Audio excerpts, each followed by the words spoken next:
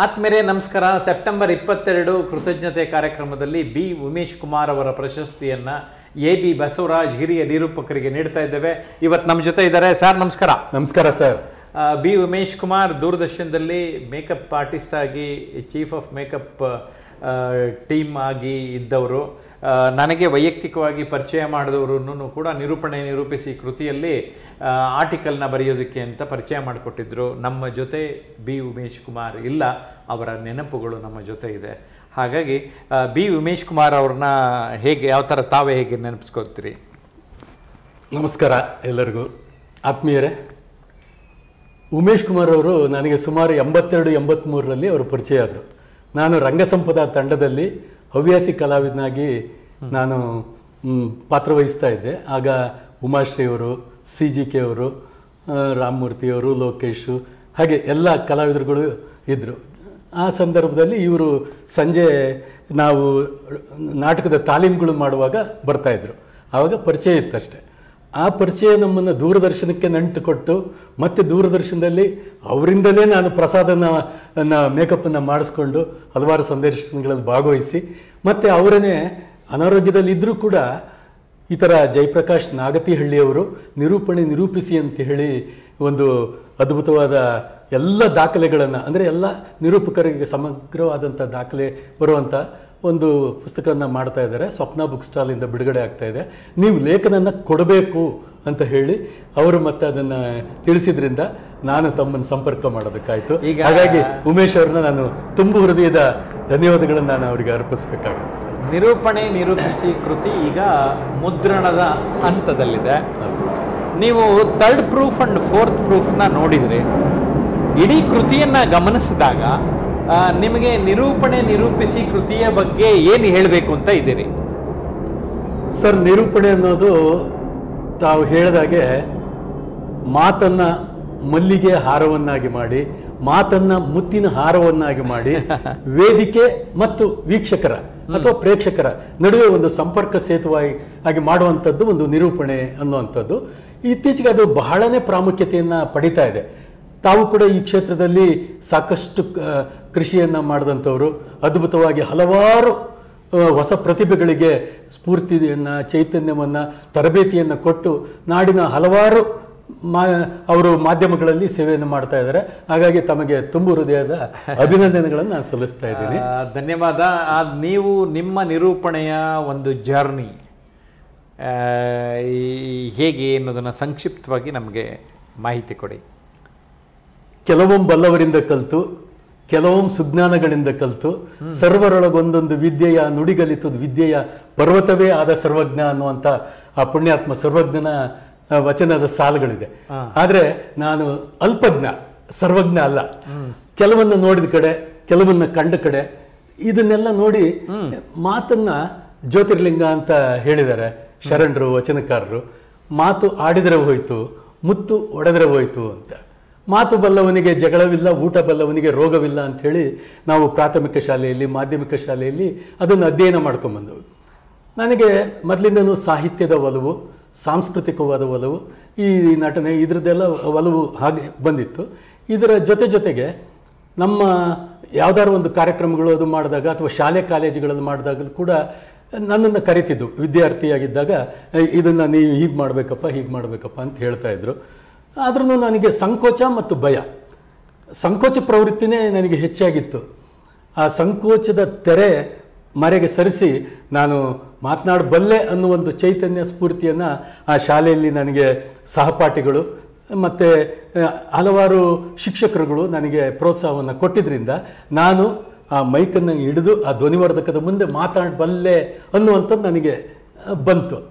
ಹಾಗೆಯೇ ಹಲವಾರು ಸಭೆ ಸಮಾರಂಭಗಳಲ್ಲಿ ಪ್ರಾರ್ಥನಾ ಗೀತೆ ಹಾಡೋದಕ್ಕೆ, ಶಾಲೆಯಲ್ಲಿ ನಮಗೆ ಪ್ರಾರ್ಥನೆಯನ್ನು ಹಾಡ್ಕೊಡೋದಕ್ಕೆ, ಈ ಸ್ವಾಮಿ ದೇವನೇ ಲೋಕಪಾಲನೆ, ಜನಗಣಮನ ಇದನ್ನೆಲ್ಲ ಹಾಡೋದಕ್ಕೆ ಅಂತ ಬಿಡ್ತಿದ್ರು. ಅವಾಗ ನಮಗೊಂದು ಸ್ವಲ್ಪ ಧೈರ್ಯ ಬರ್ತಾ ಇತ್ತು.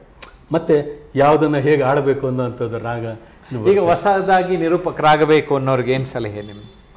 ಸರ್, ಮೊದಲು ನಮ್ಮಲ್ಲಿ ಆತ್ಮವಿಶ್ವಾಸ ಮೂಡಬೇಕು.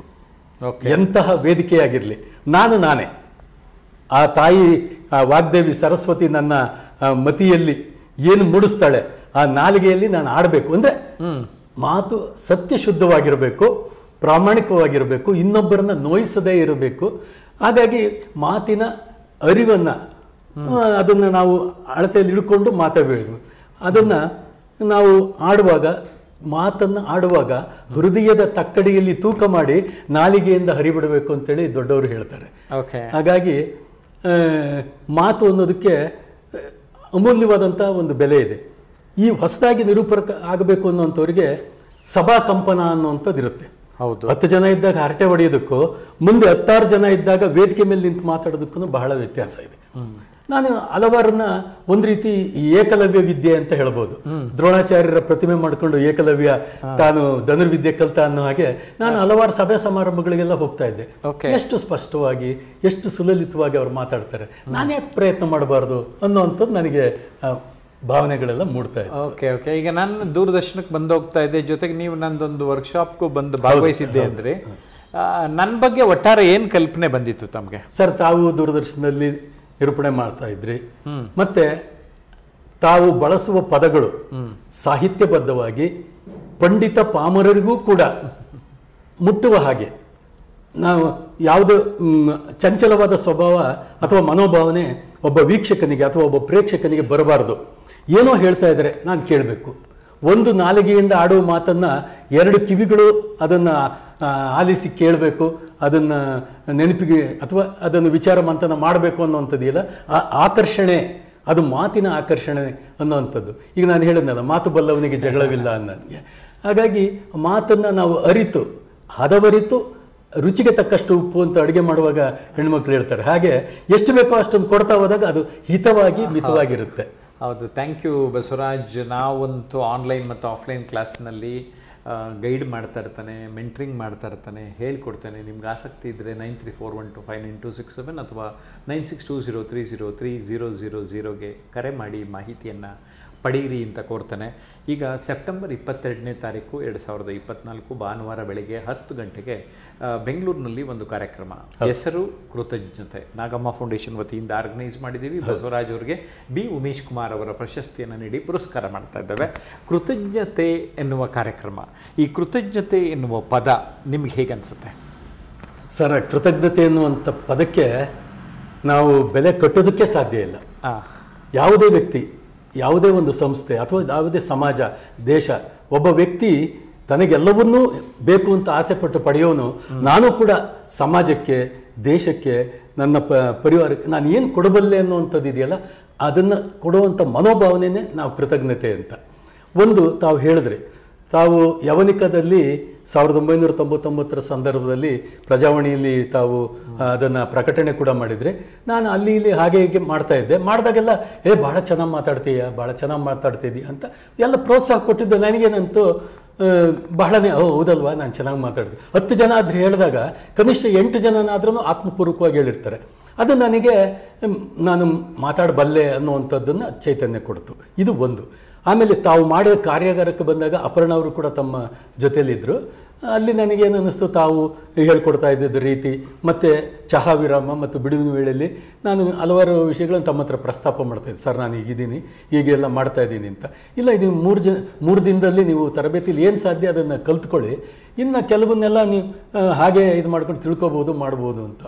ಅದು ನನಗೆ ಎಲ್ಲಿವರೆಗೆ ಅಂತಂದರೆ, ದೂರದರ್ಶನದ ಚಂದನ ವಾಹಿನಿಯಲ್ಲಿ ನಾನು ಬಂದು ಬೆಳಗು, ಪ್ರಚಲಿತ, ತಾರಾಲೋಕ, ಜೀವನ ದರ್ಶನ, ಹೊಲೋ ಗೆಳೆಯರು, ಈ ರೀತಿ ಎಲ್ಲ ಕಾರ್ಯಕ್ರಮಗಳು ಖುಷಿ ಆಗ್ತದೆ. ಈಗ 2024 ಇವರು ಅಟೆಂಡ್ ಮಾಡಿರೋದು 1999, 25 ವರ್ಷಗಳ ಹಿಂದೆ ನಮ್ಮ ವರ್ಕ್ಶಾಪ್ ಪಾರ್ಟಿಸಿಪೆಂಟ್ ಅವ್ರನ್ನ ನಾನೀಗ ಇಂಟರ್ವ್ಯೂ ಮಾಡ್ತಾ ಇದ್ದೇನೆ, ಅವ್ರನ್ನ ನಾನೀಗ ಸನ್ಮಾನ ಮಾಡ್ತಾ ಇದ್ದೇನೆ, ಪ್ರಶಸ್ತಿ ಕೊಡ್ತಾ ಇದ್ದೇನೆ. ಸ್ನೇಹಿತರೆ, ನೀವು ಕೂಡ ಆ ರೀತಿಯ ಗೌರವಗಳನ್ನು ಪಡೆಯಬಹುದು, ಅವಕಾಶಗಳನ್ನು ಪಡೀಲಿಕ್ಕೆ ಸಾಧ್ಯತೆ ಇರುತ್ತೆ.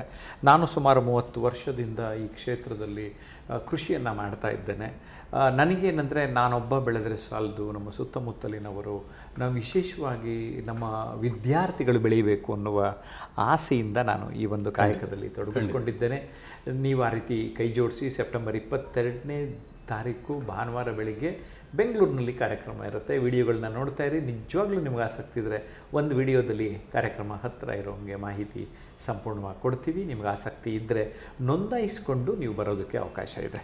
ಸತ್ಯವಾದ ತಮ್ಮ ಒಂದು ವಿಶಾಲವಾದಂಥ ಗುಣ ಅಂದರೆ ನಾನು ಎಲ್ಲರಿಗಾಗಿ, ಎಲ್ಲರೂ ನನಗಾಗಿ, ಹಂಚಿಕೊಂಡರೆ ಹಬ್ಬದ ಊಟ, ತಿರಿದು ತಿಂದರೆ ಹದ್ದಿನ ಕಾಟ ಅಂತ ಹಿರಿಯರು ನಾನು ತುಂಬ ಸಾಧಕರನ್ನ ಭೇಟಿ ಮಾಡಿದೆ. ಹಾಂ ಸರ್. ಆ ಭೇಟಿ ಮಾಡಿದಾಗ ಅವರಲ್ಲಿರುವ ಕೆಲವೊಂದು ಒಳ್ಳೆಯ ಗುಣಗಳನ್ನು ಅಳವಡಿಸ್ಕೊಳ್ಳೋದಕ್ಕೆ ಪ್ರಯತ್ನ ಪಡ್ತಾ ಇದ್ದೇನೆ.